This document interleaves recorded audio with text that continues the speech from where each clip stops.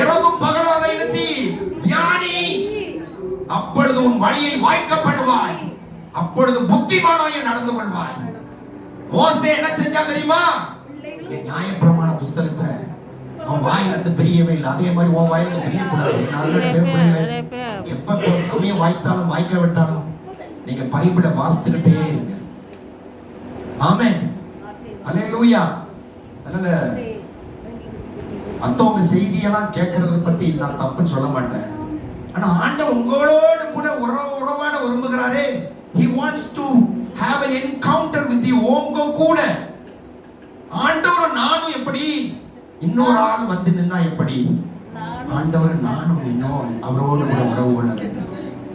So அவரோடு கூட தேவ பிரசன்னத்துல துதிச்சு பாடி மகிமைப்படுத்தி அந்நிய பாஷையில அந்த நேரத்துல தேவனோடு உறவாடுறது மட்டுமல்ல, பைபிளை நம்ம வேதாகம புத்தகத்தை வாசிக்கும் போது அந்த வார்த்தைகளை கர்த்தர் நம்மோடு கூட, அந்த பரிசுத்த ஆவியை நம்மோடு கூட இதெல்லாம் தெளிவுபடுத்துவார். இதுதான் அர்த்தம். ஆமென். அப்படிப்பட்ட ஆவியானவர் நம்ம கூட இருக்கிறபடினால இந்த வேத புத்தகத்தை வாசிக்கிறதுல நம்ம வந்து சலிப்படைய முடியாது. பரிசுத்த ஆவியானவர் இல்லாத ஒரு மனுஷன் என்ன செய்வார்? தங்க வாக்கிய கேலண்டர் எங்க இருக்குன்னு பார்ப்பான். நான் உன்னை ஆசீர்வதிக்கிறேன், இந்த வசனம் தானே ஆசீர்வதிப்பேன்னு சொல்லிட்டாரு அப்படின்னு சொல்லி புலம்பிட்டு போயிட்டே இருப்பான். கிடைக்காது. ஆண்டவரோட நேரத்தை செலவழிக்கணும். We have to spend time. ஆமென், ஹல்லேலூயா. அதனால சமயம் கிடைச்சாலும் கிடைக்கவில்லாட்டி நற்செய்தி அறிவிக்க முன்பாக நாம் நிரப்பப்பட வேண்டும். சட்டியில் இருந்தாலும் அகப்பையில வரும். மற்றவங்களுக்கு நற்செய்தி சொல்லணும்னா ஏன் சட்டியில இது இருக்கணுமே?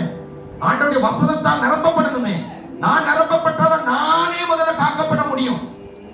அதனாலதான் தாவீது சொல்றான், உம்முடைய வசனம் முழுவதுமாக பாவம் செய்யாதபடி காத்துக்கொண்டது. பாவம் செய்யாதபடி காத்துக் கொள்வதற்கு அந்த வசனத்தை நான் வைத்தேன் என்று சொல்றார். இது ஒரு முக்கியமான